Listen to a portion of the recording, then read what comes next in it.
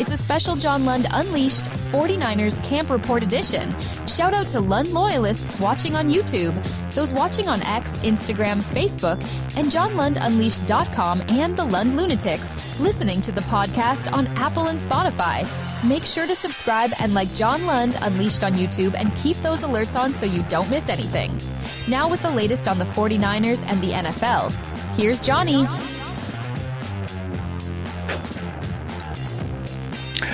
What's happening? It's good to be here. 7 o'clock, that is when we're going to start from now on. Thanks for hanging out. It is a 49ers focused show, and hopefully we're getting the stuff we've been sending out on other teams in the Bay during the day. And then I still have a sweet, clean, family-friendly boost pistol for you. But a lot going on at Niners Camp, episode 212, as we get ourselves closer to an actual game on Saturday night. Thursday, by the way, I'll be down for 49ers practice between the Broncos and the 49ers.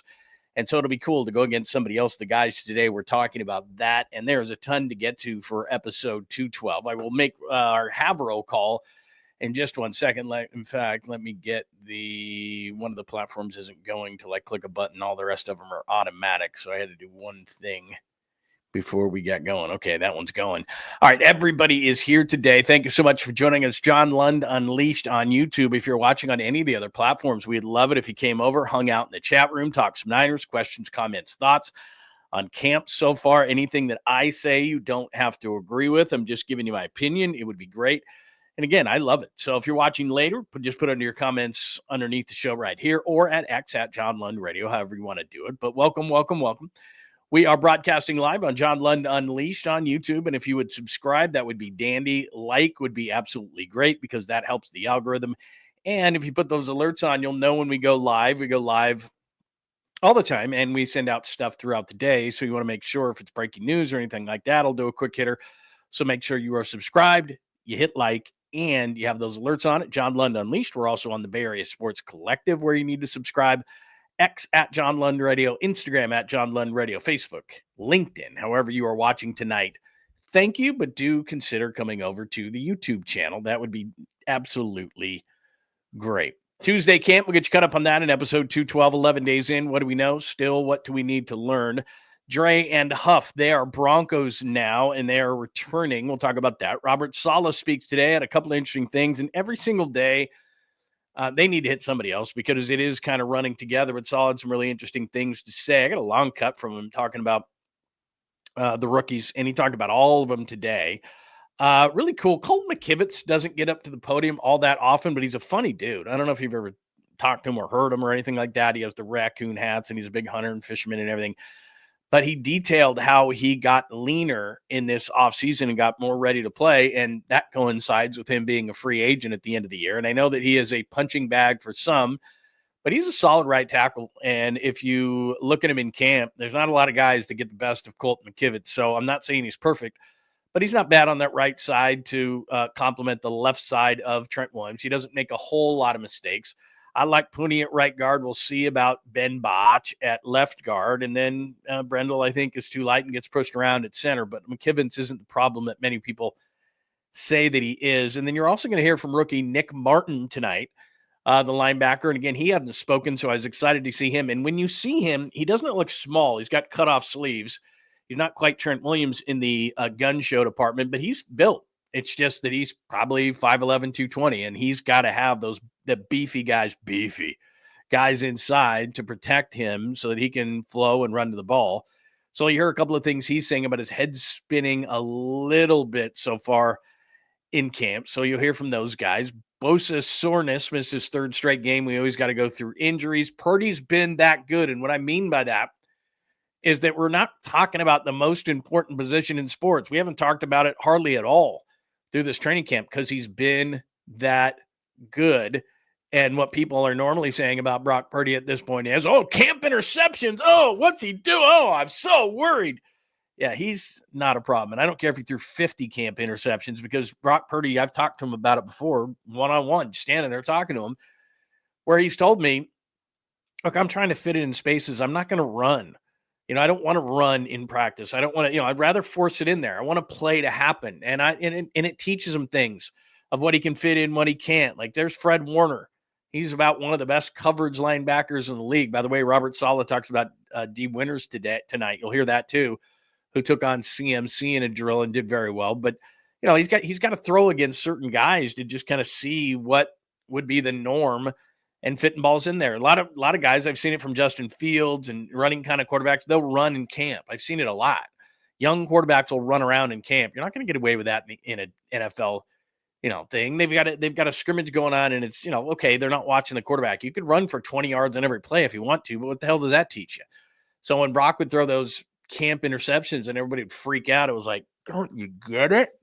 But anyway, we'll talk about him a little bit. Then we're going to debut a new thing on the show. It's called NFL Wire, and we'll go around the rest of the league. Some of the bigger stories in the league that you need to know about, like Hard Knocks actually did start tonight at 6, so I got to go watch it. 6 Pacific. Jerry Jones on Micah Parsons, and I'll tell you about these trade demands. Kyron Williams got a new deal with the Rams, which I think is kind of interesting. And the running back position is still DEA. No, it's not the Drug Enforcement, but it is a deal. I missed an L there.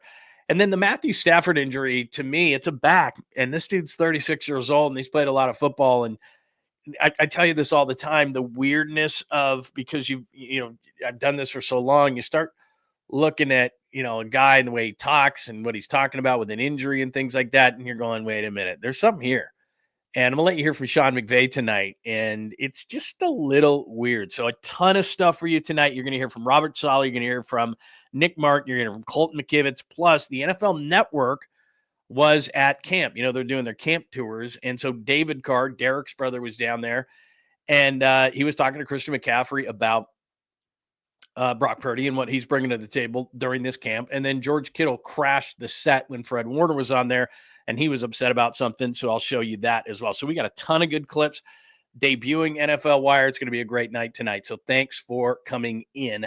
Much appreciated. John Joseph is here. Hell, I put this thing, I think, this morning at like 7 or 8 a.m., and he was up there. So John Joseph, it is good to see you. Joji Konnichiwa to you, my friend. It is great to see you. Joe Schmo is here tonight. It is great. Our good friends from East Gold, Red and Gold podcast. Yeah, Huff is good. Dre and Huff were the only two that went, and especially Dre. And I'm excited to see those two guys perform, because Hufanga was kind of the typical guy that was released this offseason. They like, you're hurt too much, dude, and we got to pay you a $60 or $70 million contract. We can't do that.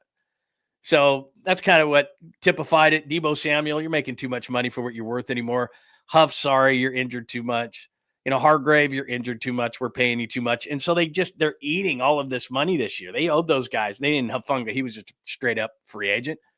But I mean, they're just, they're chowing a bunch of money this year, the most in the NFL, so they could get rid of a lot of these guys. And then I don't know, I'll get to Dre and Huff, and I'll tell you about the Dre story. Don't know if you fully know the Dre story, but I'll let you in on that a little bit as well. Our good friend Dom is here tonight. Very good to see you, my friend. Yeah, we do got to get together. Baba booey. Late night Lund. I like that pine needle. I like that quite a bit. Thank you very much. Enrique is here tonight. Jesus, it is great to see you. Bebop, go Niners. Good to see you. Vernon, awesome, my friend. Christopher, I hope I am not taking you away from work. Hopefully it works better for you, Chris, because I always felt like sometimes you had to go to work or something like that. So hopefully this works better for you. And I will acknowledge and welcome people as they come into the room. And again, you're asking yourself, where's this coming from? It is in the John Lund Unleashed chat room. So if you come on over here, and again, if you're new in the chat room, don't be shy. Now, look, you can just watch the show, and hopefully I'll be entertaining enough. But that's why I have a lot of clips and things like that, so you don't have to hear me blah, blah, blah, blah, blah, blah, blah, blah, blah for the whole show. But if you would like to say hello and welcome to the room, say it. Everybody will welcome you with open arms, even if you have a different opinion. Hell, we have Seahawks fans in here because I go on a show with my good friend Ian Furness every Tuesday at 2 p.m. if you want to hear me on KJR in Seattle. And so I tell them, come in, man. All are welcome, even Seahawks fans. And so they come in and give us shit every once in a while. So don't worry about it. Your opinion is cool, man. It is a safe space in here for episode 212 and John Lund Unleashed. All right, let's get to it. Tuesday camp, some of the things that typified it. Well, first and foremost, I'll get to depth chart in a minute because it's kind of laughable, these depth charts, but everybody runs it and goes, it's a depth chart, which, by the way, Kyle doesn't make, John doesn't make, coaches don't make. This is actually made by not social media staff, but staffers. It's not made by Kyle, John, and etc. And they might give them hints or everything, but just because you read it on a depth chart does not mean it's true. And I can give you a few examples here in a few minutes, but everybody gets freaked out and they love depth charts. So we'll get into that. But let me get to my notes. I got a bunch of notes here beyond that. So let me just hit those. I should have had those up, but I was looking at the depth chart, so I apologize. Hold on, I got to get these on my iPad. 1 second. Should have been more prepared than this. What are you doing, Lund? A couple of things. Well, first of all, let me go to Bosa's soreness first. This is the third day that Nick Bosa has been working on the side, and he looked fine to me. Maybe it just is general camp soreness, as you would expect. And this is just, it gets redundant day after day after day. Bosa's had a great camp. I would expect Bosa to have a great camp. But I just get the sense, and he's only been at the podium one time, and it was early in camp. I can't remember. It was like the first or second day of camp. Bosa was at the podium, and he was normal Bosa, hey, man, what's going on? Just casual Bosa. But as it's gone on, I mean, he's a bigger part of this whole thing than even it would appear on the surface. And by that, I mean, there could be 3 rookie starting defensive linemen. You know that. But everybody wants to go to Bosa. Trent Williams wants to talk to Bosa. 𝐬𝐻𝐫𝐤𝐻 talks to Bosa. All the young defensive linemen talk to Bosa. Bryce Huff comes over from the Jets. He's had a 10-sack season in this league. He knows what he's doing. He's talking about it. He talks to Bosa. Like, all these guys are like techniques and little secrets and all these kind of things. And Trent will say, am I doing something here that, people can get past me or whatever. So, he's got a big role as a mentor and as a player. But I just get this sense, and maybe these guys don't care, but I get this sense because they're prideful. Like, Bosa was named 57 on the top 100 list. He's a hell of a lot better than that. And then you're seeing guys pass him, or at least perceived to be passing him. He was the defensive player of the year a couple of years ago. So Myles Garrett, I give it up to him. He's great. TJ Watt, again, I give it up to him. He's great. Max Crosby's a great pass rusher. Micah Parsons is a great pass rusher. But, you look at some of these lists, he's like the 5th or 6th edge rusher in the league, some people say. Maybe. Or it could be as good as number 1. It just depends on the type of season he's having. He gets doubled, he gets tripled. And one of the reasons they went deep into the defensive line this year, the Niners, obvious. Doubled, tripled, chipped. It's not like Nick Bosa's not playing well anymore. He's not hurt or anything like that. It's just, who else on the line demands any attention whatsoever before this year? Nobody did anything last year on the D-line. So they go out, they spend 3 picks, including their first 2 picks on defensive linemen. They go out and get Bryce Huff, a double-digit sack guy in Saleh's defense 2 years ago. They're not messing around. I wouldn't be shocked if, like when Trey Hendrickson, he's in camp, but he's a hold in with the Bengals. But with some of these guys and their contract issues, like Jerry Jones isn't trading. We'll hear from Jerry Jones tonight. Jerry Jones is not trading Micah Parsons, period, let alone to the 49ers. What does he want to do? Reverse the Charles Haley trade of years ago when the Niners and Eddie Diaz told us this. I remember I was at the Super Bowl a number of years ago, and Eddie D, the year he got inducted into the Hall of Fame, flat out told me and Papa that, look, the biggest mistake I ever made of many owning the 49ers, the biggest mistake, and it's not, number 2 is not even close, is trading Charles Haley. Like, yeah, he was a major pain in the ass, but I could have probably traded him somewhere else beyond our number 1 competition through the 90s. Probably shouldn't have done that. So I think Jerry's going to return the favor. Hey, you did that for us in the 90s, and it helped us win Super Bowls. Let's trade you Micah Parsons. Micah Parsons is not coming here. He's not going anywhere.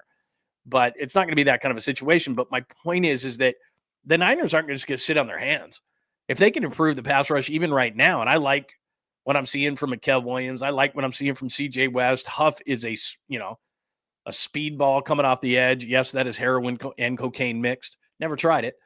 But, he is fast. So I expect their line to be good.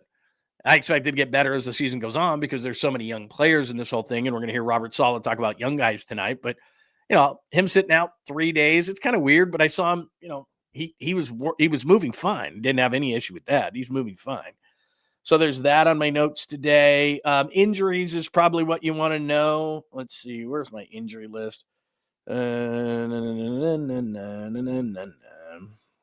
I have so many dumb notes here. Let's see. Injuries. I had a list of injuries here. I don't know. It's the same old stuff. I mean, there's 13 guys missing camp, right? Oh, here you go.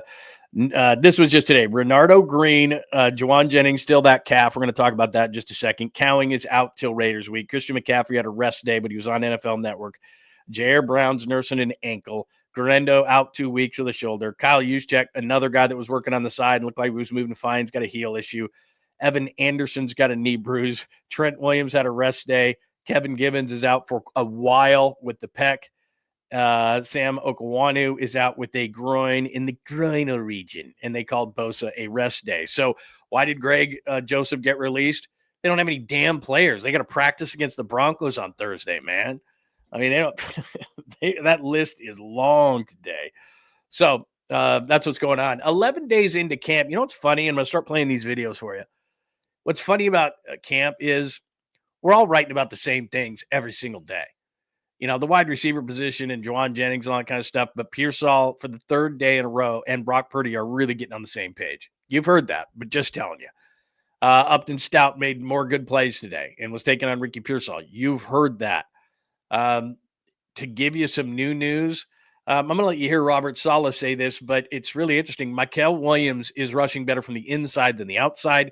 CJ West continues to be a bad man. Alfred Collins is getting better. You know, that I just think, you know, everybody's asking Alfred Collins to do the wrong things, though. I think Alfred Collins is going to be a guy that's going to be just a rock in the middle of the defense. That's what they need him to be. Push the pocket, don't get moved. That's it. Javon Kinlaw, similar size guy, got forklifted by interior offensive linemen who were shorter than him but strong as hell. Jason Kelce did it. You remember the NFC Championship game, even when Brock Purdy getting hit right away. Their offense, he was just forklifting him, and they were laughing like he's going 5 and 10 yards down the field. Just you can't get moved, man. His pad level is getting better. He's getting better, but that's going to be the progress you hear throughout the season with this defense. That's just the way it's going to be. So anyway, there is some things. What do we still need to learn? And I'm going to bring up the depth chart a little bit later in the show after we listen to some stuff and watch some videos. But, you know, as far as jobs open, I'm going to go through that when we do the depth chart. But there's not a lot open now. They basically said Ben Barch is going to be the left guard unless there's injuries, receivers because of injuries, defensive backs because of injuries. But guys like D. Winters has won the second linebacker job next to Fred Warner, and they don't use 3 linebackers a ton. And Luke Gifford was the guy I told you in Tennessee, the guy that came from Tennessee as a special teams guy. He's the third linebacker right now if they need one. I think Nick Martin can get that job at some point, but you're going to hear from Nick Martin. It's kind of taking him a second. So anyway, we'll get to all of that stuff. Let's get a little video. Let me start out with little Robert Saleh for you. And this is what I'm talking about with D. Winters. So, you know, a lot of people are skeptical of D. Winters, and when they hear us constantly, like I said, it's day after day after day, the same guys are jumping out, which is great. Because I can tell you, I told you this the other day, we all stand on the sidelines of a meeting, we wait for somebody to do something, right? And day after day after day, it's D. Winters. Day after day after day, it's Upton Stout. Day after day after day, it's CJ West. You know, of the new guys, I don't need to talk about the stars, the Kittles, the Warners. You know that. They're having a great camp. They're fine. As long as they don't get hurt, nothing really even matters. We don't even talk about them. But D. Winters continues to have a great camp, and I think he's going to be great next to Fred Warner. I think he needed a year. That's why when everybody freaks out and they watch 1 year of a guy and they go, well, that's what the guy is. Well, these rookies aren't going to be that. And you might as well call D. Winters a rookie because last year was the first time he'd had extensive experience in the NFL. As is, he's a third-year player coming in, and I think the light finally turned on. And that's kind of what it's about. You know, it takes a guy a year or two. Maybe certain guys just are firing right from day one. Like CJ West, to me, the 5th-round pick out of Indiana, he's going to be good day one. I mean, he's got the leverage. He's a very smart guy. He's inquisitive. You talk to him, he gets it. You can just tell. CJ West is going to be a player that's going to be, I'm not saying he's going to be a star right away, but he's going to be in the rotation. He might even start. I think he's going to be, like I told you, in the pass rushing line. I think he's going to be very good.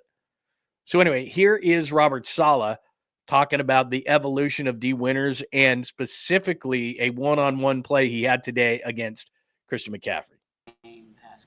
Oh yeah, his coverage ability is as good as anybody.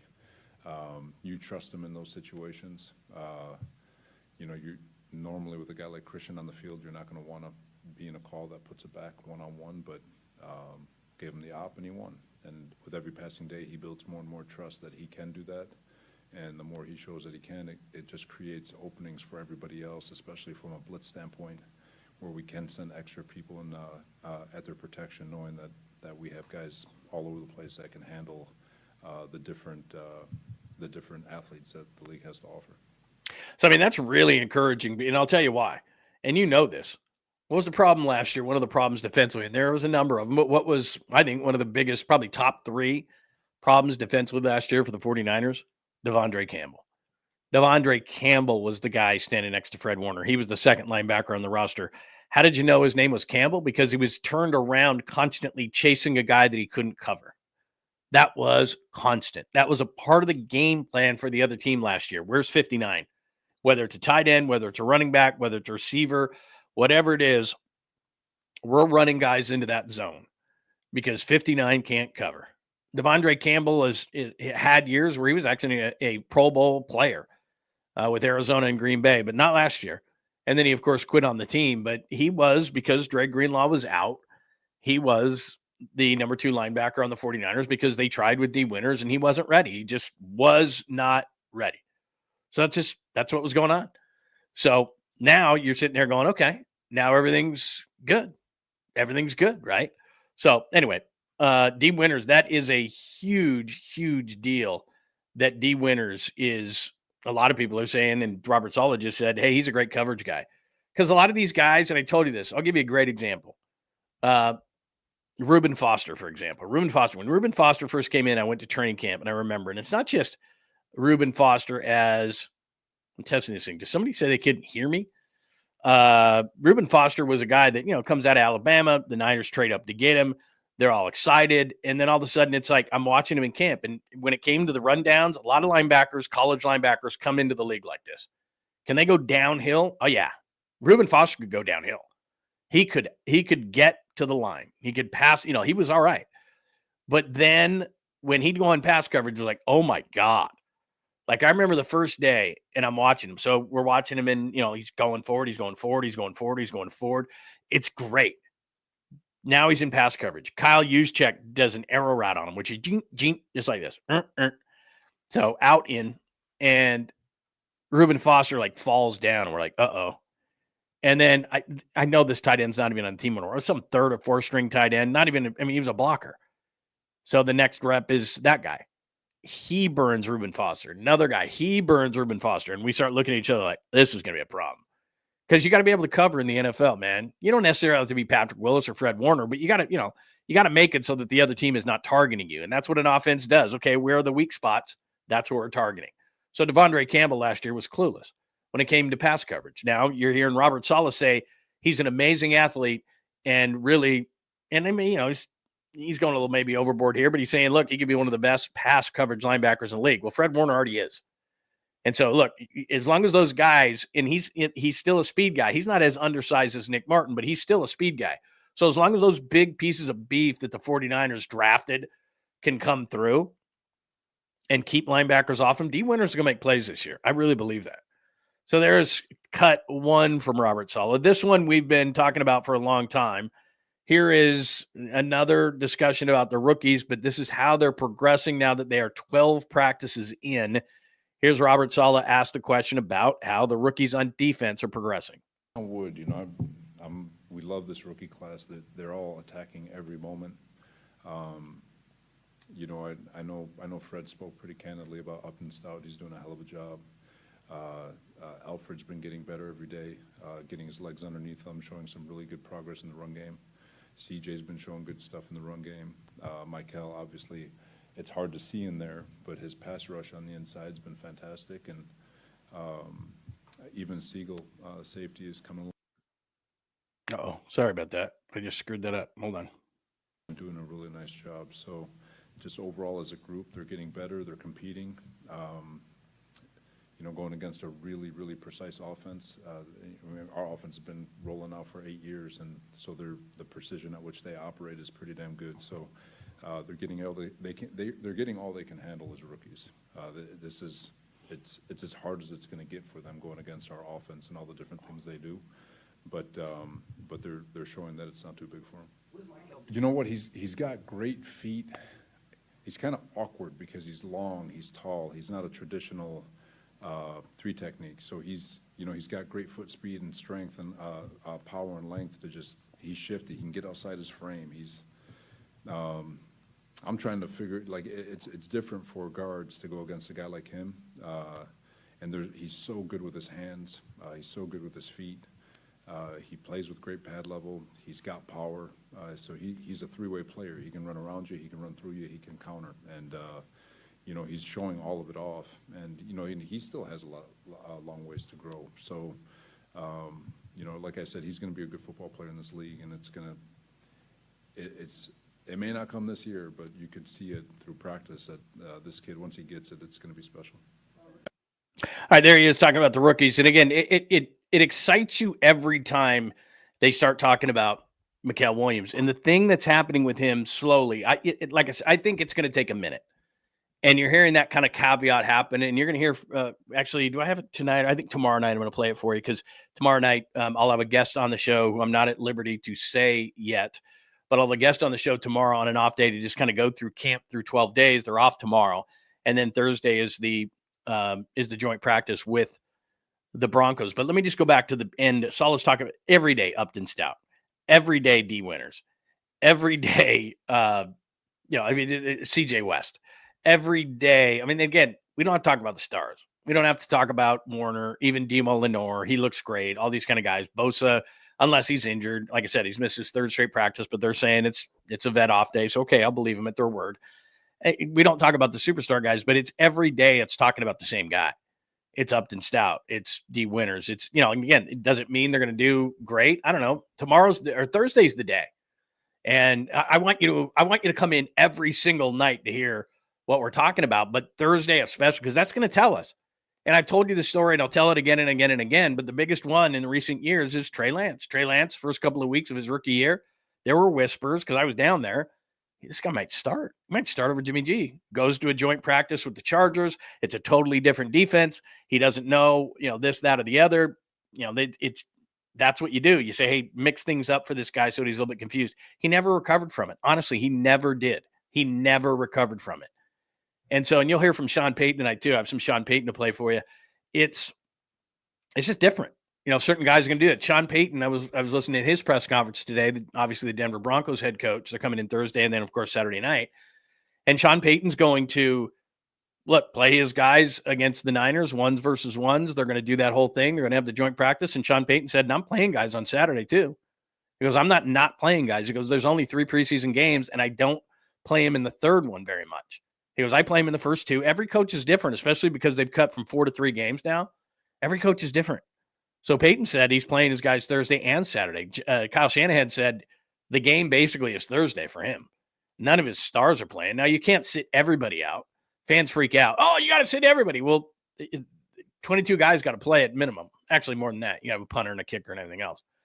So you've got to make sure. And that's why there was that flurry of moves yesterday, because they were short some guys. They're going to need those guys for the Bronco camp. They're going to need those guys for Saturday. And then those guys are probably gone.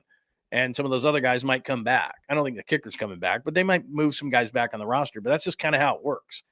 So everybody kind of plays this thing differently. So there's Robert Saleh talking about the rookies. But let me go back to I got yapping for there a second.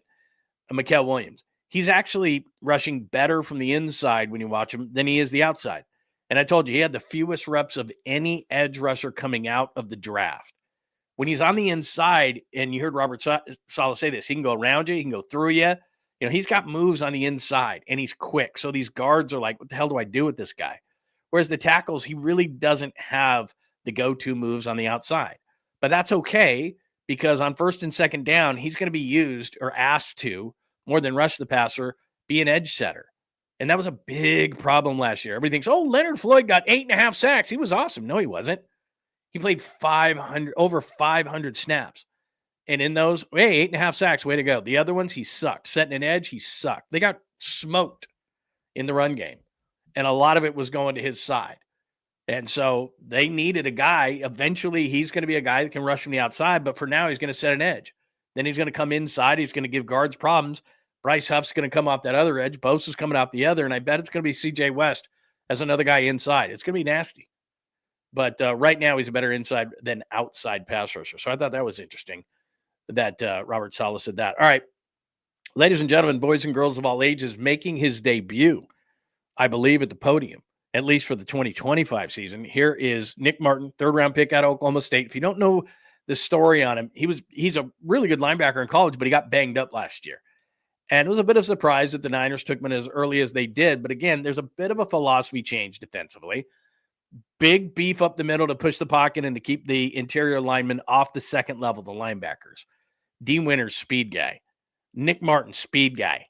That's more the trend in the NFL. Not only to cover, but to get to the ball, to cut through the gaps. But you got to have the big guys keeping the interior linemen off these faster, smaller linebackers. That's what Nick Martin is. 5'11", 220, but you're going to see when we show him, he's got the sleeves cut off. He's built. It's not that.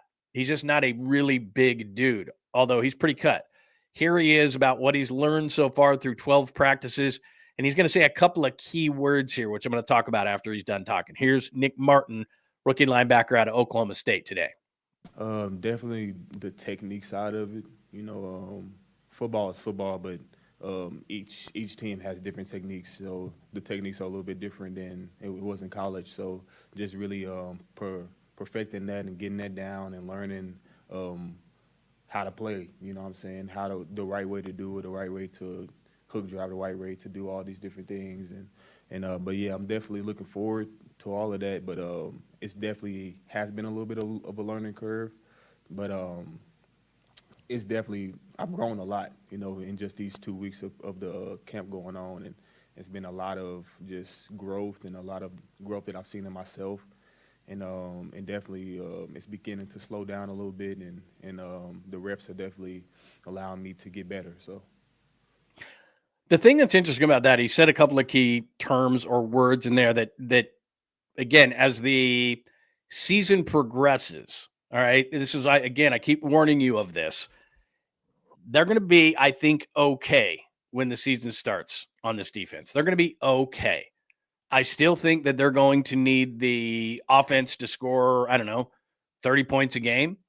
In the first maybe month of the season, you're going to have no Brandon Ayuk still, but I think they're going to have enough receivers. I think they need to score and can, even with the receiver issue. Hopefully, Juwan Jennings is back, but I think they can score 30 points a game.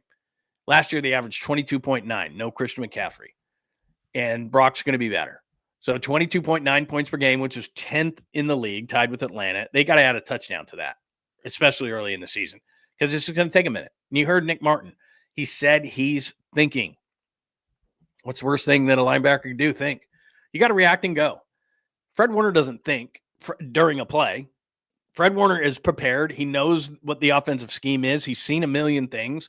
When the ball is snapped, instincts take over, and Fred Warner is fast to the football because he doesn't have to think. He just knows and goes. That's what it is. He knows and goes. And so with a guy like Nick Martin, he's saying the key thing about being a rookie at any position in the NFL. I'm thinking. Don't think, can't think. But he's got to. He's a rookie. He's learning all this stuff. It's totally new. He's talking about new techniques, new things. Am I doing this right? Am I doing that right? He's got coaches yelling at him, and then he gets in the 11-on-11s, and his head's spinning. And remember, that's just on defense. Like, there's not as many defensive calls as there are offensive calls. So he's spinning, man. And he's out there, and you're seeing it. But he did say things are starting to slow down, and you can see him on the field. He's starting to speed up a little bit. But that's where D. Winters was a year ago. And that's why I think D. Winters is going to be so much better. D. Winters isn't thinking anymore. He's just doing. And he's got the athletic ability to do what he's doing. Now, again, break down, get to the football, don't freak out like he did last year. Just missed a lot of plays, just too hyped to be there. So Nick Martin, to me, when things slow down and when he's not thinking, he'll be out there. Right now, he's the backup weak side linebackers. Clifford, the guy who came over from Tennessee, is the third linebacker on the field. At least that's what the depth chart says. And that's been what we've seen in practice. But I think if Nick Martin can play that other linebacker, then those are the three guys that are going to be on there. But it's going to take him a minute. He says his head's spinning a little bit. So that's what's going on there. All right. Let's flip to the offensive side of the football. Still need to learn. Dre Huff. I will get to Dre Huff in a minute. Saleh speaks. We got that. Martin, we let you hear from. We're in the middle of the chalkboard there. Let me let you hear from McKivitz. Colt McKivitz doesn't talk very much. But I don't know if you remember, but when he got drafted, his dad had some raccoon hat or something like that. And McKivitz has a good personality. He's funny, but he does, doesn't often go to the podium. I mean, offensive line wise, Trent Williams goes to the podium. None of those guys, other guys really do. It just him. I mean, it's just Trent Williams. We need a representative from the offensive line. Trent Williams is great. He's smart, talks, he's great. He's great on the podium. Trent Williams goes up there. But during camp, it's like they're rotating so many guys, and not everybody wants to go up. There's not like during the season, the guys who go to the podium are like Brock, Fred, Kittle, McCaffrey. Like it's rotation of the same guys. Demo Lenore, like the stars just go. But during camp, it's like, look, we want you to get to know everybody, so everybody's got a turn. And so all these guys, every day, it's somebody different, and it's really fun, actually. So Colt McKivitz has got a great personality. He's up there talking about all sorts of stuff. But remember, he's going to be a free agent at the end of the season. So he gets into this discussion tonight, and it's pretty good, about what he did in the offseason. He got serious. He's going to be a free agent, as I told you. Everybody bitches and moans about Colt McKivitz. He's not a problem. He's not going to be the reason they lose football games. He's solid. So here he is, and he is likable. So maybe I'm a little bit, biased in that way. But here he is talking about what he did in the offseason to get in better shape for his contract year. To spend a lot of time in the city of San Francisco this offseason with Tark and Vallejo Street. Kearney Hill is quite steep. It was cool to see some locals run it with me too. That was different. But you get to embrace the city, and that's something that I kind of took on this year. It obviously helped. I did a lot of bodyweight stuff, bodyweight movements, put on 8 pounds of muscle, leaned down, lost some percentage in body fat. So I did what I needed to do this offseason to prepare for this year. So I think I'm seeing some of that work come to fruition right now, and then obviously building off that is.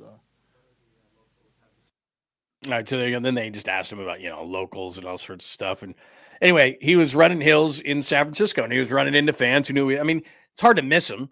This dude's like 6'7" and like 315 pounds or something like that. So he's running hills and everything. And he said, look, he put on 8 pounds of muscle, lost some weight. He's quicker. Feels like it's helping him in camp and all those kind of things. It's too bad that it took a contract year to motivate him to do those kind of things. But, you got Trent Williams, you got Colt McKivitz. Are they going to be able to keep him long-term? See, that becomes the problem. And the Niners said they were trying to address it. There were so many issues in the draft that they had to address. Think about the tackle position. Trent Williams is 37. He doesn't look like he's slowing down. I'm watching him in camp. He's pacing himself.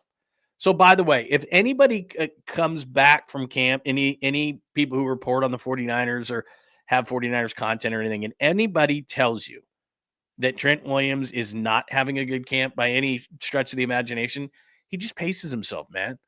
I've told you. In 11-on-11 drills, I've seen Bryce Huff just zip right by him while he was barely getting out of his stance.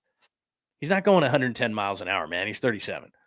It's almost like Allen Iverson. We talking about practice. Like it's okay. I'll be there for day one. Don't worry about it. He's just pacing himself. He's going to be fine. I'm not worried, but he is 37. And then Colt McKivitz is a free agent. So a team that wants to play smash mouth football, and we're going to hear from McVay. We're going to talk about Stafford, Kyren Williams. The 49ers want to be the Rams. And what I mean by that is when Aaron Donald retired and they had, had a bunch of losses. Remember, they won the Super Bowl and they just said, okay, we got to cut. They kind of cut like the 49ers cut. They weren't rebuilding, but I don't know, whatever the term you want to use, retooling, whatever. They did that a couple of years ago. But the way that they came back so quickly was they nailed, like the Niners have done in the past with John and Kyle, they nailed mid-rounds. They nailed first rounds, but they nailed mid-rounds. Do you realize Kyren Williams, who signed his extension, which we'll get into a little bit later, the running back out of Notre Dame who signed an extension, 5th-round pick. Their 5th-round pick the year after Kyren Williams, Puka Nacua. And they're hitting guys like Brandon Fisk in the 2nd round. They're hitting a bunch of, defensive linemen in the 5th round, 2nd round, 3rd round. They just hit. And that's what they've done, is that McVay is kind of like Kyle in that they're always going to score enough points, right? They got Devontae Adams, and we'll talk about Stafford in a minute, and that's kind of interesting, but they have enough, and they're going to score points, right? With Puka Nacua, Kyren Williams, Matthew Stafford. But what they did was, my point in all this is they fortified their offensive line. They got sick of the Niners walking into their place, dominating through the crowd, and literally kicking their ass, except for the NFC Championship game, which that wasn't fun because I'm doing the post game. I was one of the last people out of that stadium, and there's confetti everywhere, and I'm staring at a screen that says, Super Bowl and all that kind of stuff. But for the most part, they've just out-physicaled the Rams. And a couple of years ago, the Rams said, we're not doing that anymore. We're going to fortify offensive and defensive lines, and we'll get skill position players, but we're going to fortify offensive and defensive lines. That's what they did. So Aaron Donald retires, and somehow the Rams get, well, I'm not going to say better because they won a Super Bowl with Aaron Donald. He played 1 year beyond that. Everybody left him for dead because they had to, work some contracts and do all those kind of things. And they nailed 2 drafts in a row, nailed a bunch of mid-round picks, and they concentrated on the offensive and defensive lines. Well, the Niners in this draft, as we know, they concentrated on the defensive line. And John Lynch afterwards said, look, we would have loved to have gotten some offensive linemen, some tackles, but the draft didn't fall for us. I know a couple of guys that they wanted. And they were good offensive linemen, and they could have helped this team this year, but they just didn't fall that way. So they got who they got, which I'm not saying it's bad. I'm glad that they fortified the defensive line in this way because Kyle will always score points, just like McVay will always score points. So they fortified the defense first. And then through free agency, the Rams went big, spent a lot of money on the offensive line, and they fortified that line to protect Matthew Stafford. So that's the same thing. I think the Niners next year, they'll do that in the draft, but McKivitz is a free agent and Trent's 37. So what you saw this year from the defensive line, you might see next year with the offensive line because somebody might do, and like, for example, the Packers, right? They signed Aaron Banks at like $80 million. I laughed until I fell out of a chair. I'm like, you wait till you see Aaron Banks play. He's okay. He's a slightly above average guard. Not great. And the same thing is going to happen with McKivitz. I think he's going to have a solid year. Somebody's going to look at him and go, he could be a solid right tackle for us. He's in his late 20s. He's going to get paid. The guy before him, Mike McGlinchey, slightly better, first-round pick. The Niners said, nope, can't afford it. They let him go. I mean, I'm not saying he's going to get a McGlinchey deal, but he's going to get a pretty good deal. So, anyway. So the Niners are going to have to fortify that offensive line. They just might be forced to next year because of that. Because McKivitz is a free agent, got himself into really good shape, and Trent Williams, I don't think this is the last year. I just get the sense that he's still going to do more. But there's that. All right, Bosa soreness I already talked about. We'll get into that in just a second. I'm going to play a clip from Christian McCaffrey in just a minute for you on Purdy's been that good. So let's stick a pin in that right there. Purdy's been that good. But let's go back up to still need to learn on the chalkboard. I'm sorry that I'm jumping around on the chalkboard. But see where it says still need to learn? So let's play with this a little bit. Can you see that, or do I need to make that bigger? Let's do this. Let's do this better. That's not it. That's not it. I know we could do better. Is that it? That's a little better. All right. Hopefully you can see that. That is the first unofficial depth chart for the 49ers. And let me pull it up myself, as a matter of fact, because I'm not seeing that too well. So let me just I've got it right here on my computer. Actually, you know what? I saved it in my photos. So let me do this. Nope, not trying to get there. I'm just trying to get to my photos. There we go. Now I have it. All right. As you can see right there, they list Jauan Jennings as a first-team wide receiver. We shall see. I'm going to get to that in just a second. Jauan Jennings, the offensive line is set. There's no movement on there. Trent Williams is going to be your left tackle. Ben Barch, who Chris Forrester, the offensive line coach, said it's his job to lose. He's starting. Unfortunately, Jake Brendel, Dominic Pooney in his second year says he's going to be even better. Colton McKivitz is in good shape, as you just heard. Kittle's your tight end. Duh. Pearsall, McCaffrey, Juszczyk, Purdy. That's what you got. As far as the backup receivers, they've got 𝐤𝐝 listed there as a number 2. I think Russell Gage will beat him out for that second position. Tariq Owens is not going to make this football team. Maybe he'll be on the practice squad. Demarcus Robinson, the backup at wide receiver, has looked really good. Jordan Watkins today had another great game, or another great day. Junior Bergen is certainly on the bubble. He's a return guy, but I think they have some of those guys, maybe with the injury to Guerrero and a couple other ones to 𝐾𝐭. Maybe he could make this team, but there's the receivers right there. No real shocks or surprises on the offense, and even in this, as far as the depth is concerned. But let's go to the defense. This was where it gets kind of interesting. So you see on the defensive line, Mikael Williams is going to be a starter on 1. And again, this is just early. Kevin Givens is hurt, and they've got him listed there, so he's not going to be that guy.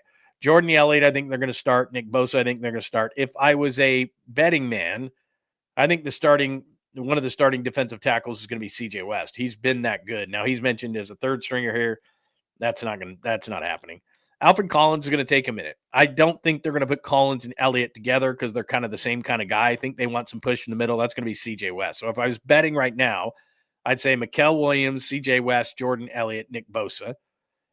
Most of the time they're having 2 linebackers on the field. That's Warner and Winters. Renardo Green's got to come back. Looking at the secondary, Renardo Green's got to come back from that hamstring. That's supposed to be Raiders week. Lenore's starting. Pinnock and Brown are the safeties right now, but that could change. And they mentioned Trey Brown in the slot over Upton Stout. That ain't happening. Upton Stout's the starter in the nickel. Trey Brown was hurt a lot in Seattle. He's a veteran player. I understand why they would put him in there. Upton Stout has had such a good camp. You've heard that a million times. Upton Stout is going to be your nickel corner. So there is no real surprises on that list to me. Upton Stout's not the backup. I mean, to me, it's just, CJ West is not the 3rd string defensive tackle, that kind of stuff. So it's not really a real accurate depth chart for the first unofficial depth chart of the season. There's not a whole lot of surprises there. The only jobs that were really even open, to be honest, what happened to Lund? Had to stage. Because I was messing around so much with it. Here. I'm here. The only real jobs that were open when training camp started were, because of injuries, the wide receiver position and left guard, but that's going to be Ben Barch. The Niners really like him, believe me. Offensively, you're looking at the receivers. If Jennings is not healthy, Robinson is out the first 2 games, Cowing doesn't come back from his injury, Pearsall, Gage, and it's going to be ugly at Seattle. The receiver position could be ugly at Seattle. And we're going to get into Jennings' situation in just a second.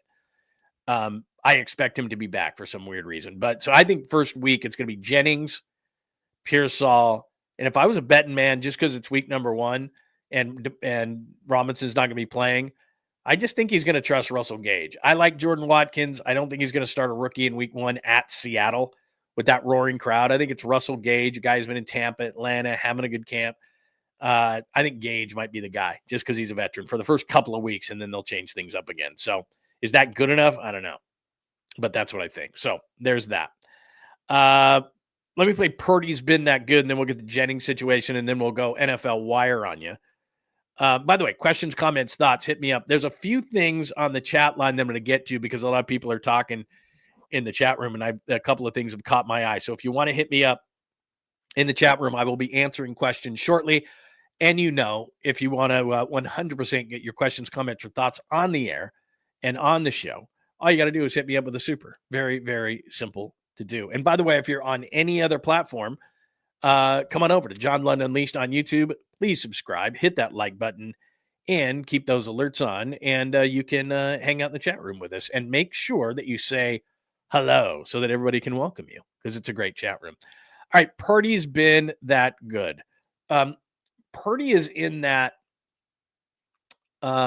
group now that we don't really even talk about in training camp.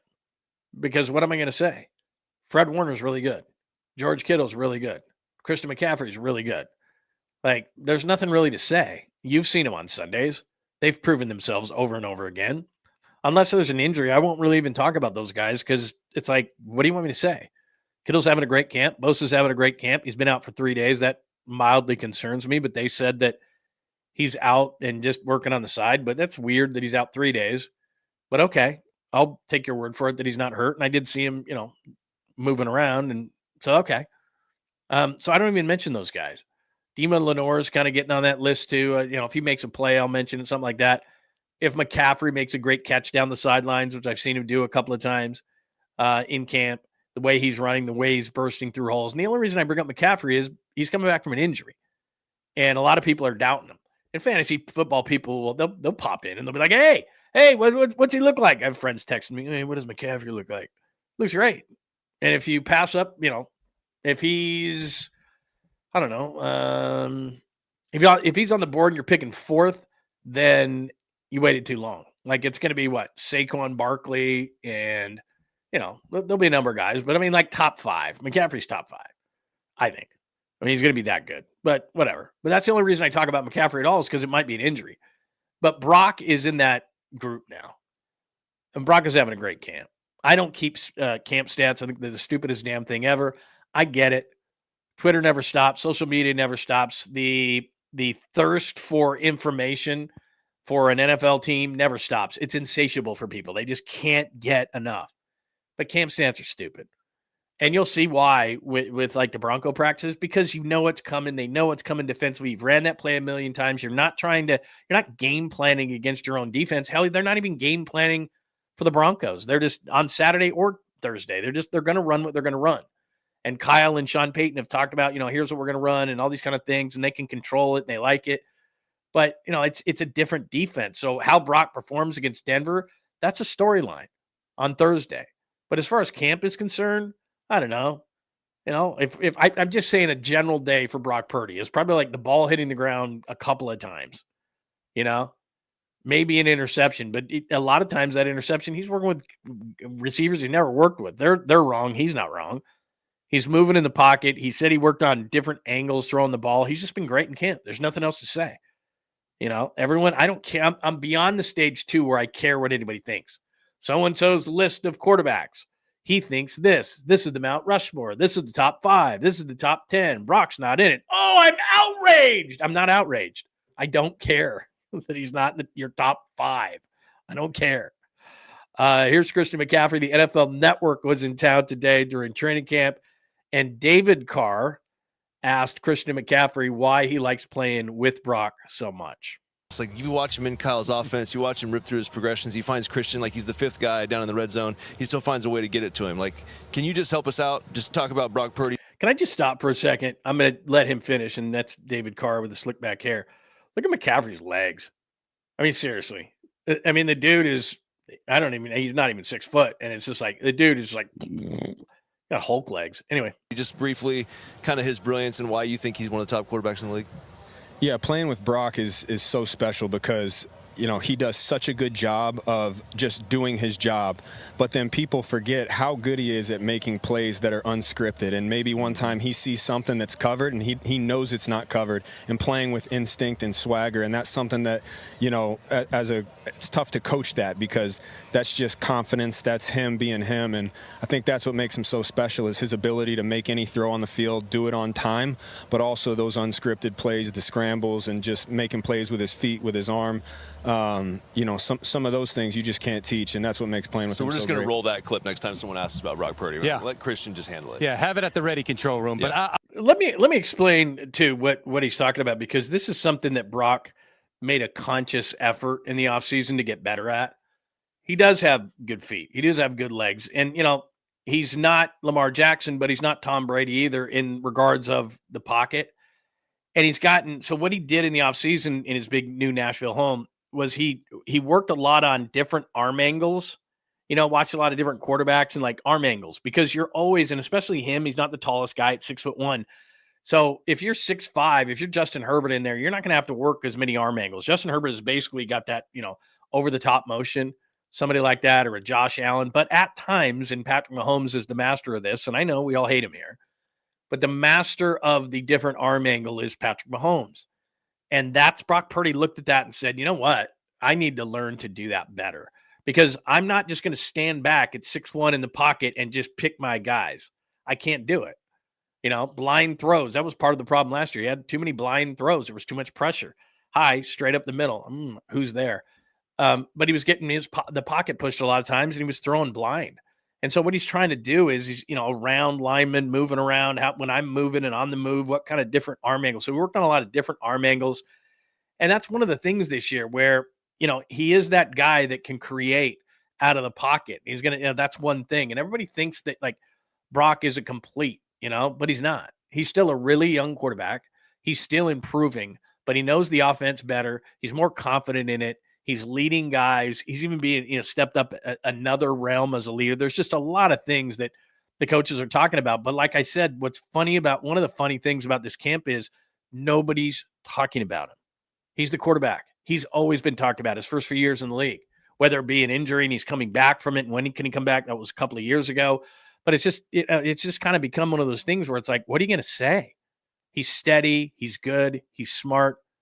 People who don't know the game don't realize that getting through the progressions like he gets through them Christian said this a little bit later in the interview, is that, a lot of times McCaffrey is maybe the number 1 or 2 read, but a lot of times McCaffrey's just kind of a safety valve, like the 5th read.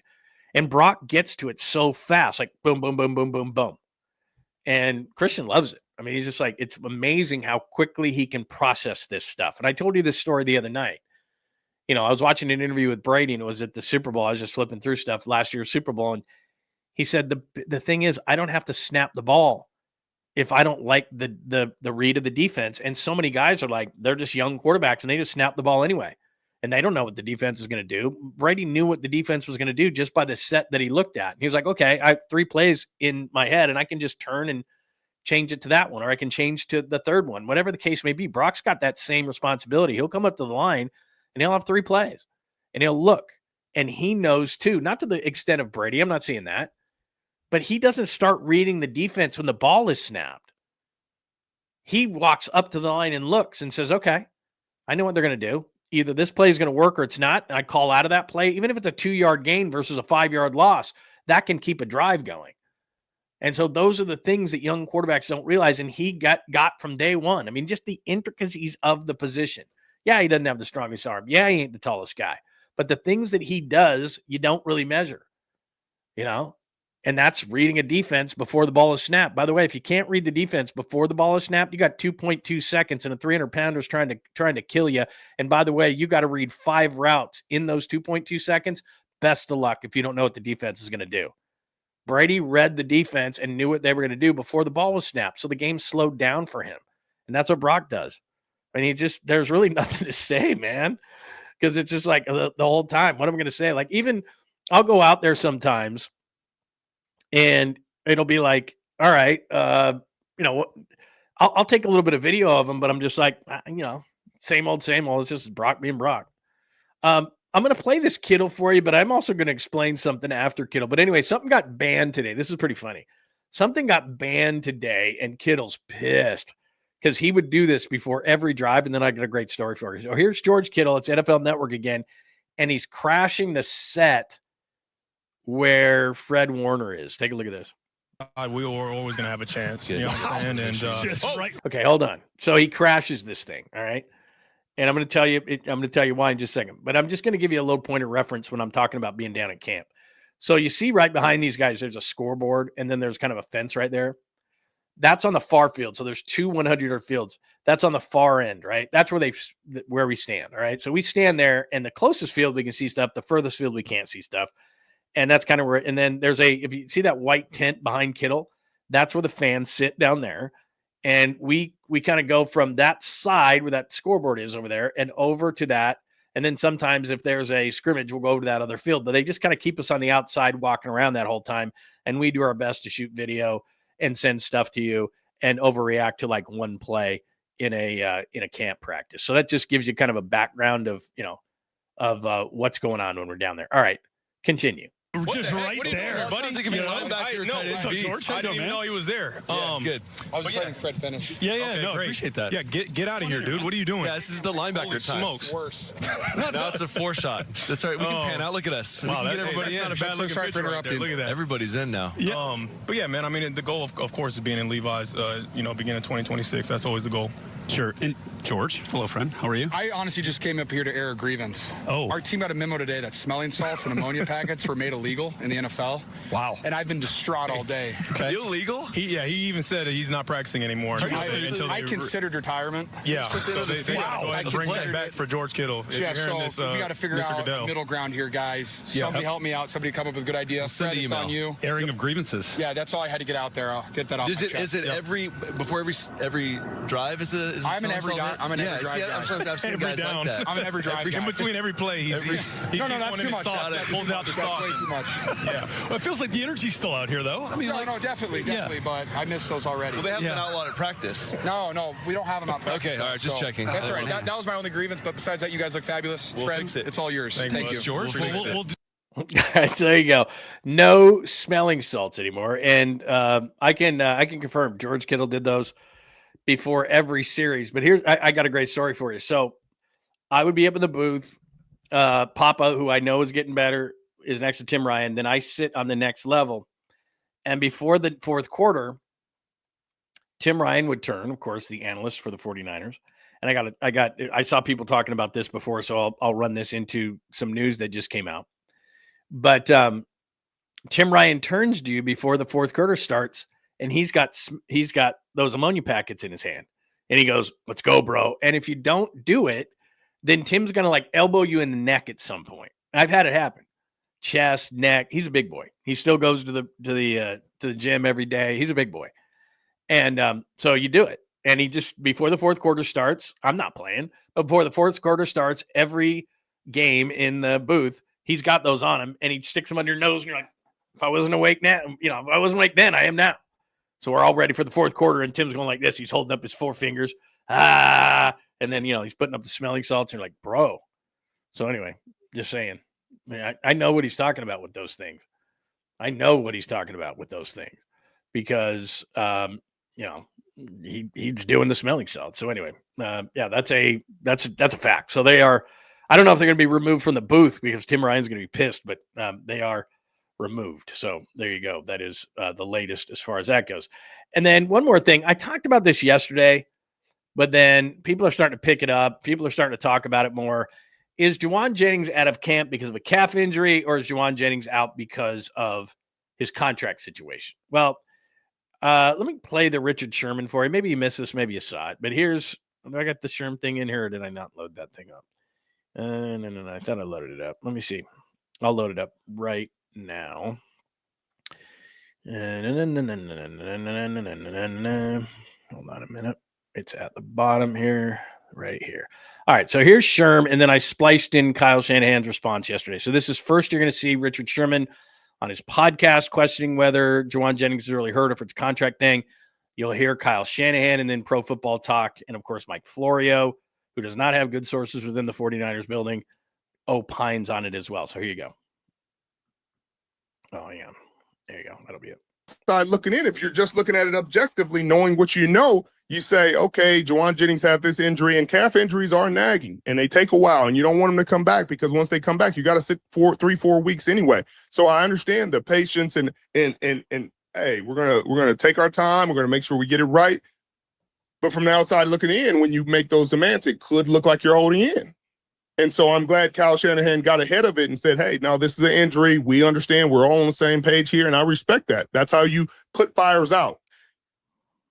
I think they're going to have to do something. I think they're going to have to appease him. And I think once they do, there might be a chance that he's back in practice that day. I don't know. It kind of seems that way, though. Anything new on Jauan Jennings? Same thing with his calf. It's definitely health-related, not business-related? You can ask him that, but he tells me it's his calf, and the calf shows, so it's got to be delicate with those calves. All right, here's why I know. I'm going to show you a Mike Florio thing in a second, but Mike Florio, just so you know, doesn't have great contacts in the 49ers building, and he's always speculating over things. He thought Brady was going to come here, never did. Thought Aaron Rodgers was going to come here, never did. Like all these different things he hasn't been right on with the 49ers. So he might have sources at the league level, some agents, whatever, but he doesn't have a source, I don't think, a good one in the 49ers HQ. So at the end there, when Kyle Shanahan said, when Cam Inman asked him, it's definitely calf related and not business related. And Kyle said something to the effect of, well, he says it's a calf injury. It shows it's a calf injury, but you're going to have to ask him.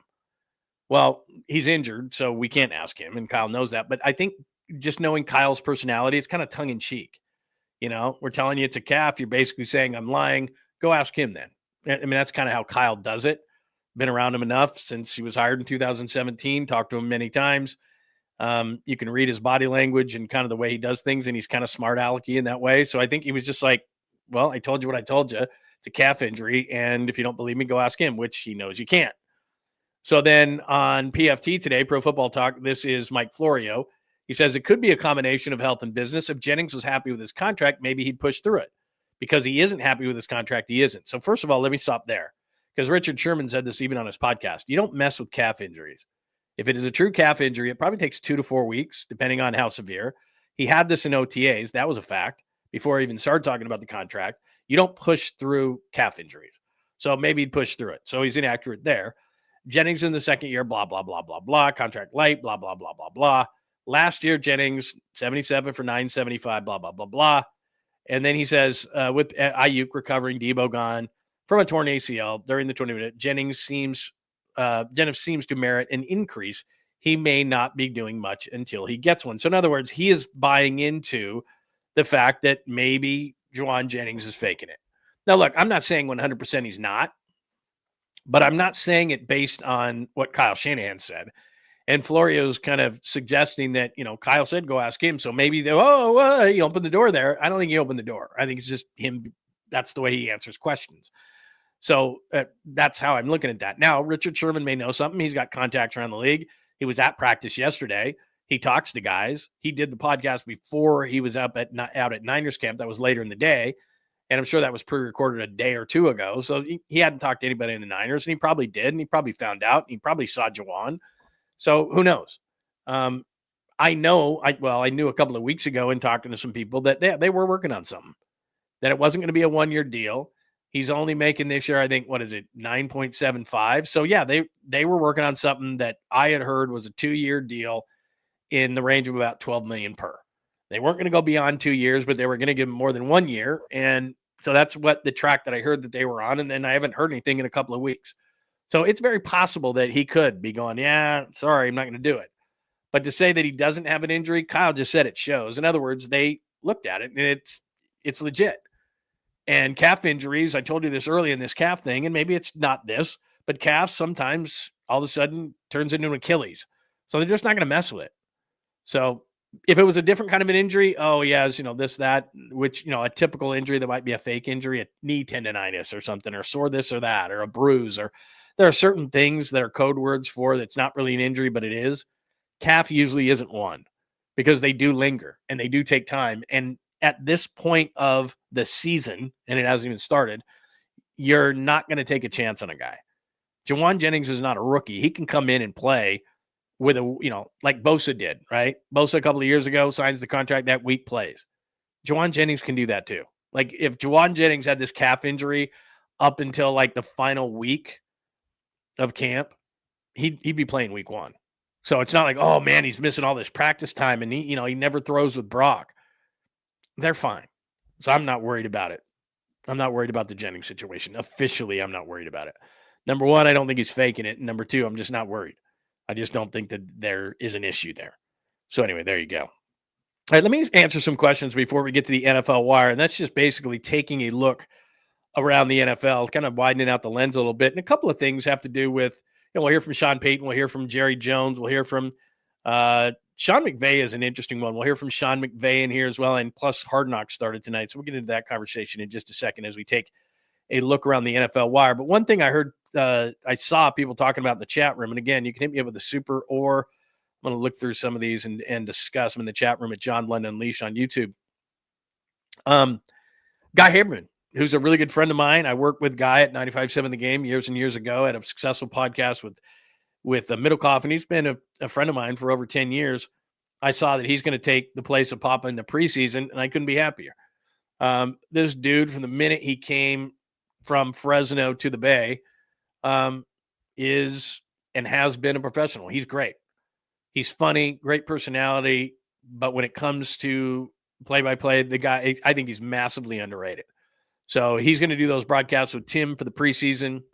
And I believe it's Fitz does the radio side of things, and Guy Haberman will do the TV side with Tim Ryan. And there couldn't be a better guy. I mean, it just couldn't be a better guy. They chose Bob Sargent is probably the one that chose.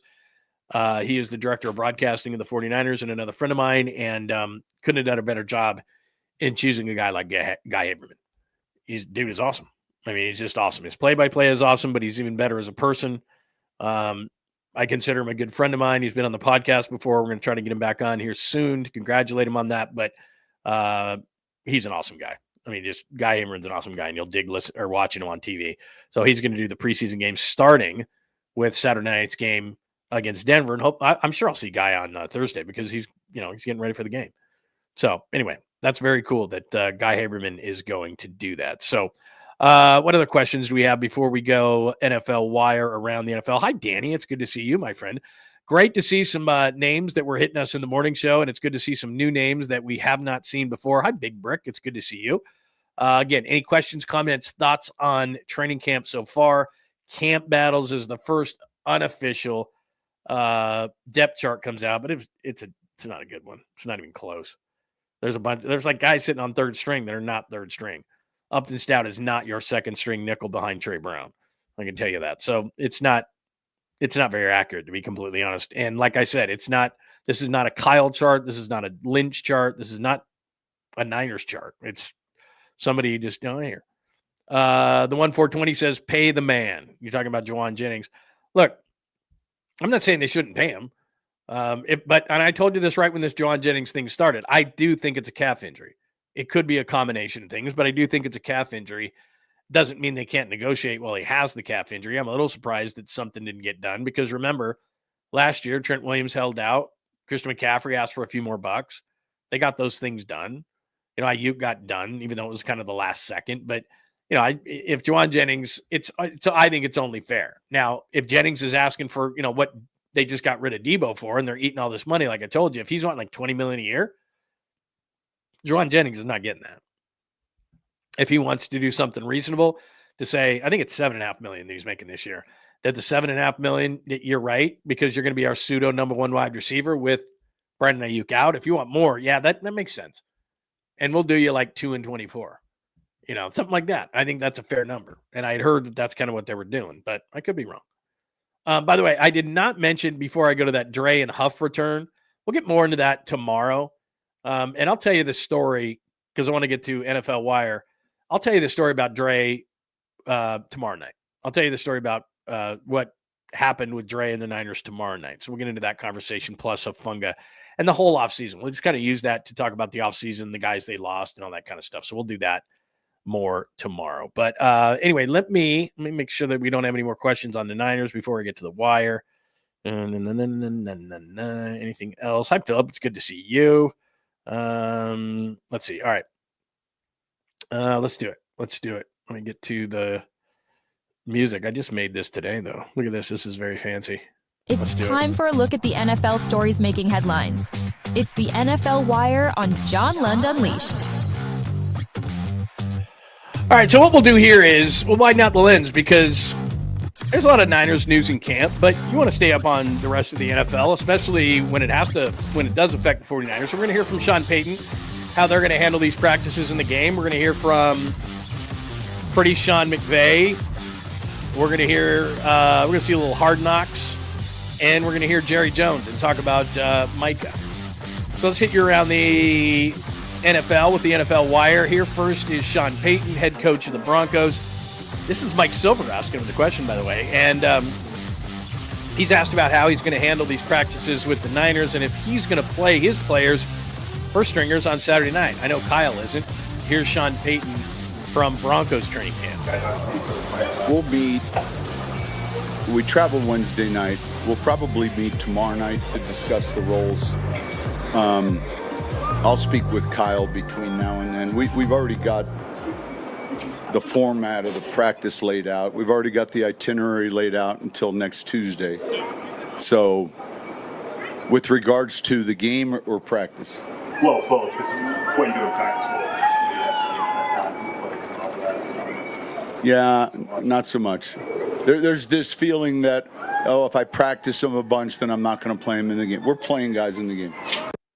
So that's where the difference kind of lies right there between Sean Payton and Kyle Shanahan is Kyle, and he said this the other day at his press conference, actually yesterday. He said, look, and this is always how Kyle has done it. Now, certain coaches do certain things, especially now. When it was four preseason games, it was pretty much noted that some coaches might play guys in the first quarter, play them a couple of series, and they're out. Certainly in the first game. Second game, they didn't play much. Third game, it was pretty much the walkthrough when they had 4, and then the fourth game, you didn't play anybody. The way it works now with 3. They use the second one as kind of the walkthrough. They certainly don't play anybody in the third one. That's more like the old fourth one. And in the first, it really just depends. Sean McVay, who you're going to hear from in a minute, they don't play anybody in the preseason, the Rams. Again, you've got to play some guys. You got to field 22 guys. So not every starter gets the time off. A lot of times what teams will do who don't play their starters a lot in the preseason, they'll at least put their offensive linemen on there, or they'll rotate some defensive linemen because they want to get those guys kind of lathered up for the season. They don't want to get him hurt, but they want to get the continuity, especially if they have new guys in the offensive line. They want to get the big horses going, lathered up a little bit, that kind of thing, because they've got to work on continuity. An offensive line, defensive line, they get, especially with the Niners, with their young guys. Like, I saw the other day that, like, Atlanta's not going to play Michael Penix. It's like, why? Because he's so established? Like, that dude needs to play. J.J. McCarthy of the Vikings, he's their starter, but it's like, well, he hasn't proven anything. J.J. McCarthy's got to see a different team. So it just depends. I think the Niners, they're young guys. You don't want to get them hurt, and I get that. But Mikael Williams needs to play. Collins needs to play. C.J. West needs to play. Now, again, Kyle's philosophy is, I'm not playing my starters. There'll be no Trent Williams. There'll be no Bosa. If you got preseason tickets, I'm sorry to tell you, there is no Purdy. There is no McCaffrey. Like, those dudes ain't playing. That's how Kyle's going to use it. He uses Thursday as basically the game, and that's exactly what he said. And Saturday's whatever. And Sean Payton's doing it a totally different way. So it just depends. And then everybody has to debate whether, somebody's right or somebody's wrong. Well, this guy got off to a bad start. This team got off to a good start. It's like, whatever, man. They just played bad, or they played, whatever. At this level, these guys can pick it up. And there's so many practices. And they have joint practice against the Broncos. And then in a couple of weeks, they have joint practices against against the Raiders in Vegas. So they're going to get plenty of work. Now, this is what's interesting to me. And again, it comes down to some reporter instincts here, having done this a little while. And when a coach kind of avoids something or is very vague when he talks about something, then your antennas start to go up a little bit. So I don't have this third clip in here, but let me just tell you, let me just set this up.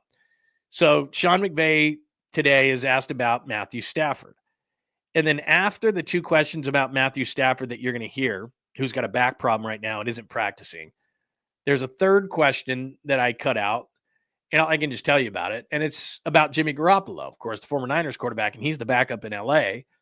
And McVay goes on and on and on till the break of dawn about how much he loves Jimmy and how much respect he has for Jimmy and this and that. And he led the Niners to a Super Bowl. Not exactly.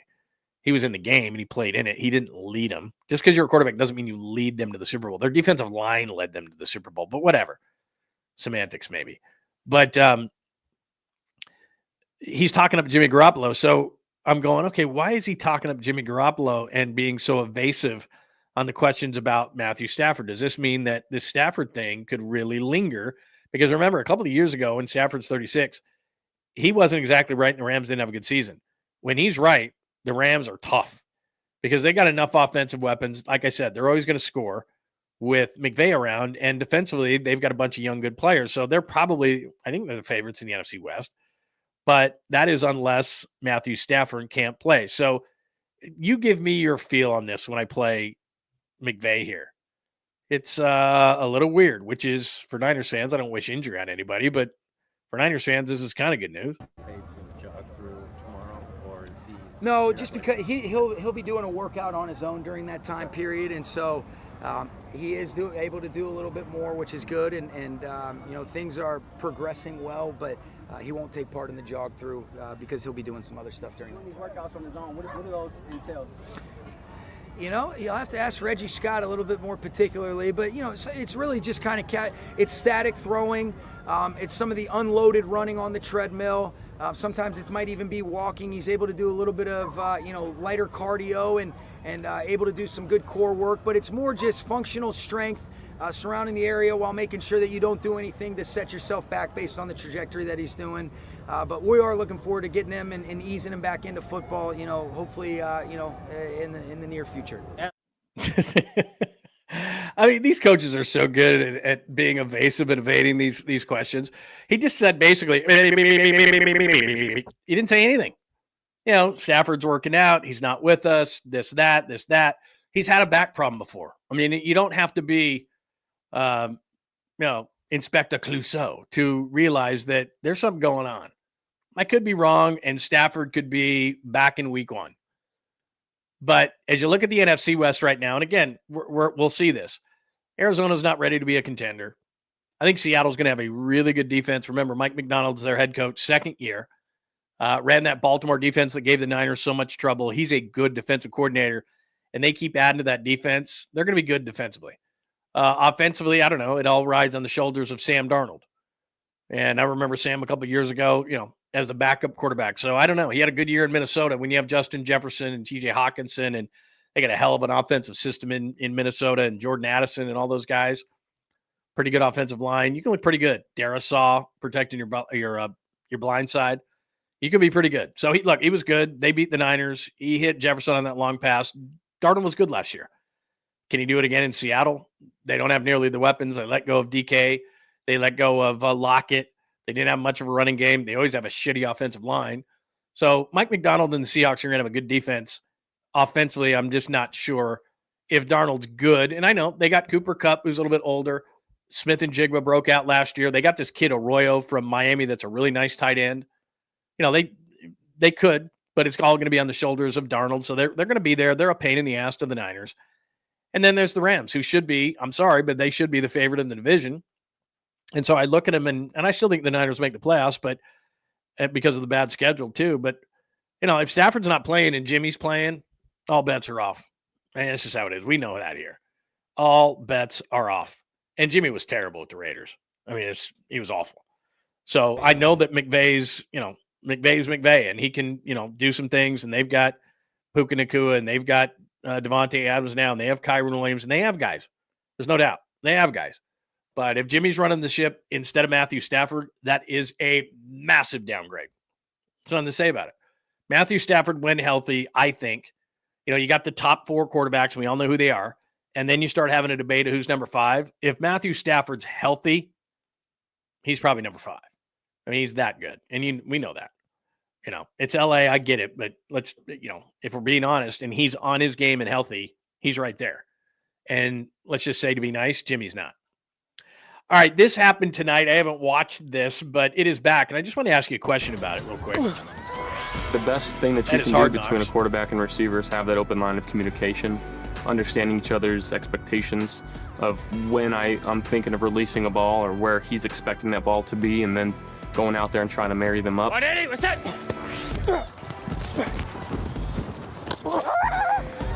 So it's the Bills, not a large market team. Fireball's own Josh Allen there, and he's an interesting guy. I don't know how many storylines the Bills have in their training camp. I don't know. I guess a long time ago, I kind of got over it. I mean, if it's on, I might watch it or something like that. If it's the Cowboys and Jerry Jones, I'd always watch it. If it was an interesting team, you got Rex Ryan the one year with the foot fetishes and the cursing and all that kind of stuff. You had Gruden with the Raiders and Antonio Brown coming in on a hot air balloon to Napa, right? I mean, certain teams, I'd be interested in. I'd watch the Rams because, I remember the Rams a couple of years ago. I think they did the Rams and Chargers both, right? And that was kind of interesting. That was pre-Harbaugh. So, I mean, there's certain teams that I'd be like, oh, absolutely. Philly, I would watch Philly. Pittsburgh with Aaron Rodgers and DK. And that, their head coach is always, Mike Tomlin's always an interesting guy to hear. So there's certain teams, but I'm looking at Buffalo going, Hard Knocks is okay. I might catch an episode to see if it's any good and then go from there. But, the fun parts, I mean, this isn't fun, but the parts that are like human, like they cut a guy. Now they won't even show that anymore. It's like, come on, man. Let me see it. The Turk knocks on the door. Bring your playbook. And it's like, oh. And the guy's gone. Like, that's it. It's like, oh, that sucks. Anyway, I don't know if I'm going to watch it. We'll see. So there's Josh Allen and the Bills, and that started tonight. And then finally, let's talk about this. And this continues to be the big story around the NFL, if we widen the lens or in the NFL wire, which is Jerry Jones and Mike. And I've told you, I covered the Cowboys years ago, and Jerry was the owner, and Jerry likes publicity, I think, more than he likes winning football games. One of the best things that Jed York ever did with the 49ers is he quit sending tweets. He quit reacting off of losses. He quit making himself available during good times and bad. He just said, I'm the owner. I hired these guys to do a job. I'm going to stay out of the way. And the only time I'm going to be seen is if I hoist a trophy, the Super Bowl trophy, because that's what Eddie D did, and that's what his family did. And he's sitting behind the scenes. He's not even Eddie D as far as being seen. But Jerry Jones, after games, especially after bad games, would wait for the media, would go out to a certain spot and wait for the media. That's what he wants to do. He wants to run the team. He wants to be the guy. There is no bigger star on the Cowboys than him. That's why he won't hire a big name coach. He doesn't want Parcells anymore. Didn't get along with Jimmy after a while. You know, he's never going to hire a high profile coach. And when people would say that to me, having experienced myself, I'm like, they're not hiring that guy. Every year it's like, oh, they're going to hire this big name guy. And they get Mark McCarthy. They're going to hire this big name guy. They get Jason Garrett. They're going to hire this big name guy. They get Brian Schottenheimer, their head coach now. They're not going to do that. Jerry's not sharing the stage. So when you hear this Micah Parsons stuff, it's going to get done. Like, he's not getting traded. And these people, here are the 5 most likely destinations. He's not getting traded. Jerry likes that they're talking about him on ESPN and NFL Network. Their first game's against who? Philly. Once he gets the Parsons deal done, then the focus shifts to Philly, especially for that first game. Oh my God, Jalen Hurts is great. Oh my God, the Eagles are great. Oh my God, this defense. They're going to win it back to back. You know, and it's all about Philly. But until then, it's about the star and it's about Dallas. What did he do last year? Signed CD last minute, signed Dak last minute. That's what he does. Because when people are talking about him, he has the philosophy of there is no bad PR. So here is Jerry Jones at Dallas Cowboys training camp, which is a circus in and of himself, talking about Micah Parsons' situation.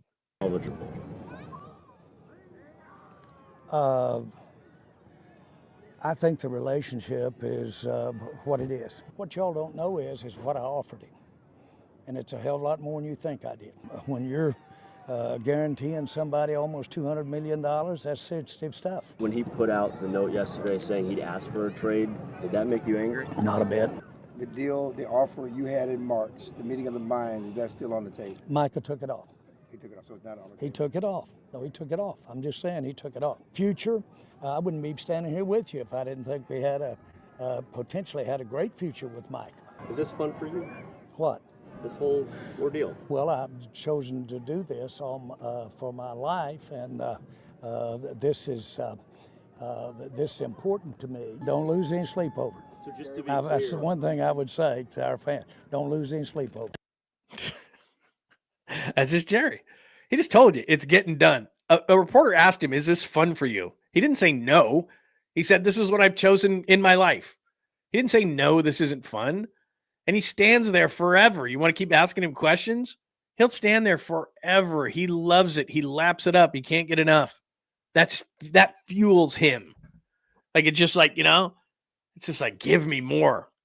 That's what he does. Could you imagine if that was Jed York last year, for example, you're trying to negotiate Brandon Ayuk's contract. And he comes out there and is like, man, here's the deal. Just telling you everything. Oh, it'd piss off a guy. But anyway, there you go. So that is your NFL Wire in addition to Niners news every night. We'll get you that. So Hard Knocks started tonight. If you did see it, I'd like to know what you said, but I'll probably hit it.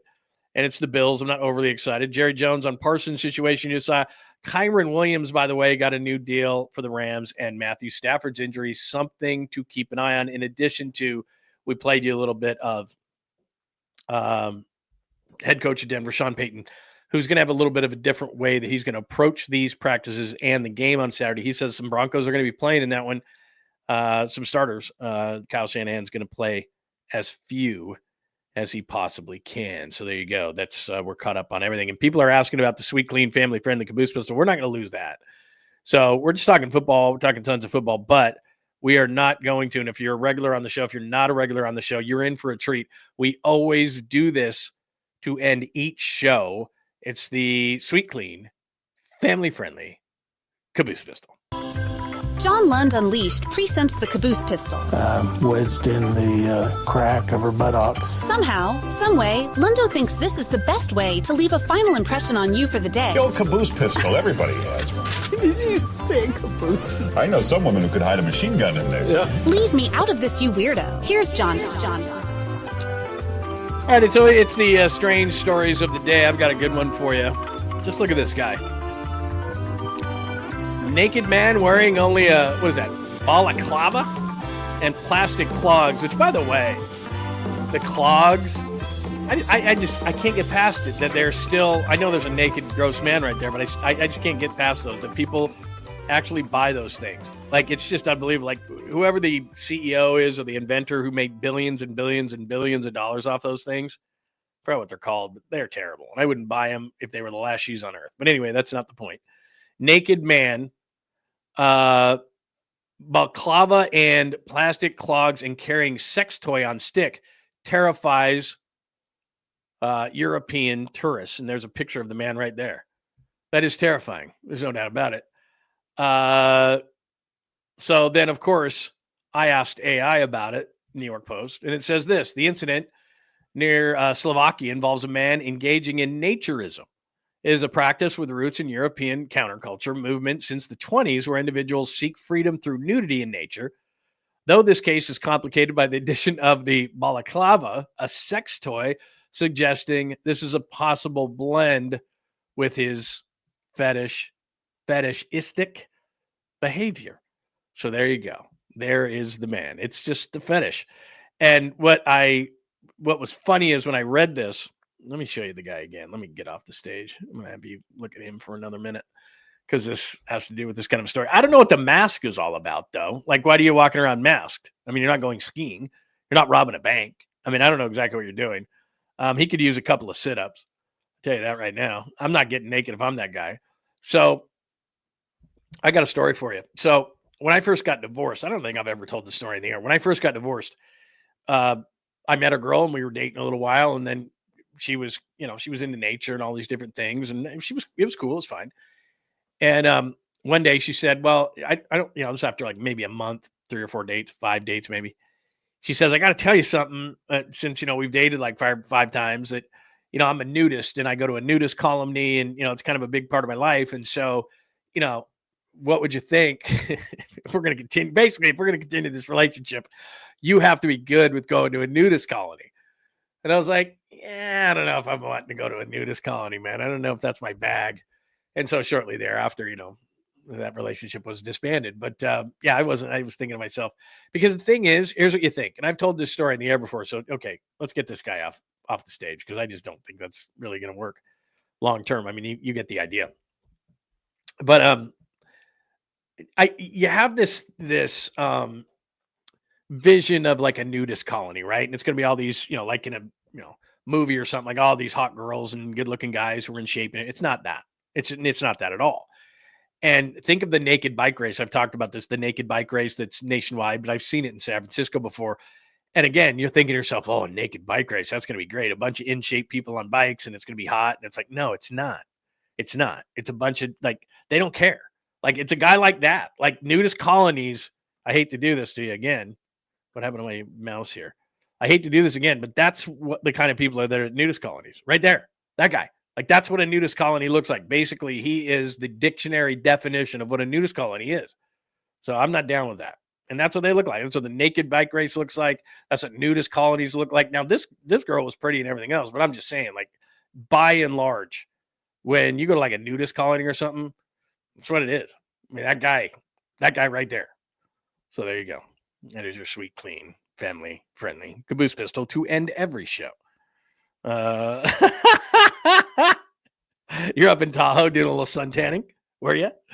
There you go. I have told that story before. I didn't know that. Yeah, it's 100% the truth. 100% the truth. I didn't think I had told that story before, but yeah, it was my first person I dated right after my divorce, and things were going fine. And then she's like, "I sit down on the couch. There's something I got to tell you. I'm a nudist, and I go to a nudist colony, and it's kind of a big deal that you would go to me with this nudist colony." I'm like, "Yeah, no, not doing that." Anyway, there you go. That is your sweet, clean, family-friendly caboose pistol. All right, that is episode 212, Tuesday in Camp. We recapped it for you. 11 days in now, 12 days actually.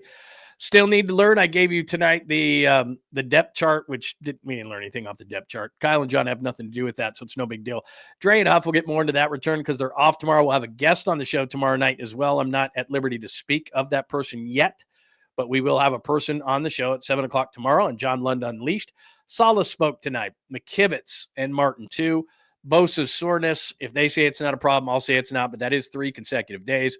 Purdy, like Warner and Kittle and Williams, we don't talk about him a lot because he is that good, but CMC told you how good he is when the NFL Network came by, so we played that audio or that video for you.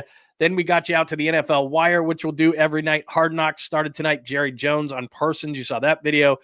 The Rams inked Kyron Williams. And keep an eye, I'm just saying, stick a pin in that with Matthew Stafford because, as you heard and saw, Sean McVay was kind of doing a little bit of dance moves around those questions. And when that happens, you're like, oh, very interesting. So that's what happened as far as that goes. How did that get on the screen?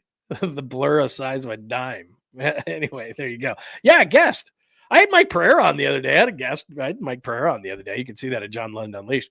But yeah, tomorrow night, get a guest on and we'll kind of do a recap of what we've seen through 12 practices. Niners are off tomorrow, so it's a perfect time to take a break and talk about what we've seen from camp so far. Then Thursday, we'll be down at the joint practice. We'll give you a full report from there. And then Saturday night is the game. So there you go. Plus, like I said, we added a sweet, clean, family-friendly caboose pistol. Give me your questions, comments, or thoughts right underneath the show right here if you're watching it a little bit later. However you're watching, at John Lund Radio on X or Instagram, Bay Area Sports Collective on YouTube, LinkedIn, Facebook, however you're watching. Remember, you are always more than welcome to come over to John Lund Unleashed on YouTube. You can subscribe, hit that like button. Please, if you do one thing before you get out of here, hit the like button before you get out of here as well. That helps the algorithm find us and grow our fine community. And if you put those alerts on, and that's more important than ever on this show because we put out stuff during the day now, different clips, different thoughts, different sports, different things like that. And then at night, we do a 49ers recap. So that's what we do. So make sure you have those alerts on you to get all that other stuff as well. Also, by the way, if you go over to X, you can you always can get your questions answered there as well. That's at John Lund Radio NX. And again, make sure you're subscribed, like, and keep those alerts on. Have a great, amazing, wonderful rest of your Tuesday night. Thanks for hanging out with John Lund Unleashed. We'll try to be better next time, though I wouldn't hold my breath. Please like and subscribe on the John Lund Unleashed Pod YouTube channel. Watch live shows weekdays at 8 a.m. on YouTube, Instagram, and X. And make sure to have your alerts on for shows throughout the day or night. All things Lund can be found at johnlundunleashed.com. johnlundunleashed.com. Goodbye!